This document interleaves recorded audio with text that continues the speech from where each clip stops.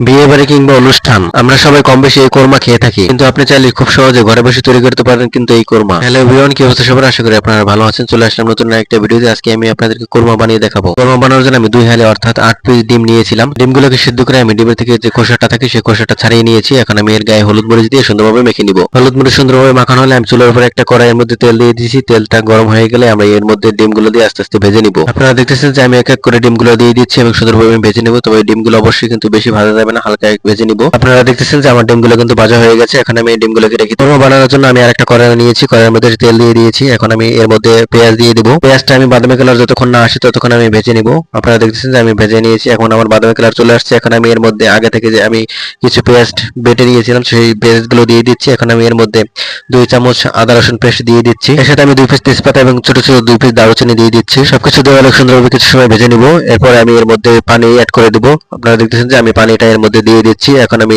এর মধ্যে স্বাদ মতো লবণ এবং কাঁচামরিচ দিয়ে দিচ্ছি। এর সাথে আমি অ্যাড করে দিচ্ছি ধনিয়া গুঁড়া, জিরা গুঁড়া এবং গরম মশলা গুঁড়া কিছুটা অ্যাড করে দিচ্ছি। মশলাগুলো সম্পূর্ণ দেওয়া হলে আমি সুন্দরভাবে কিছু সময়ের জন্য কষিয়ে রাখবো এবং কিছু সময়ের জন্য ঢেকে রাখবো, যতক্ষণ না এর মধ্যে থেকে যে তেলটা এক্সট্রা তেলটা বেরিয়ে আসে ততক্ষণ আমি এর মধ্যে ভেজে নিব। এখানে আমি এর মধ্যে কিছুটা দুধ দিয়ে দেবো। আপনারা দেখতেছেন যে আমি পাউডার মিল্ক নিয়েছিলাম, সেটা গুলিয়ে দিচ্ছি। আপনারা চাইলে লিকুইড যে দুধটা পাওয়া যায় সেটা এটার মধ্যে দিতে পারেন।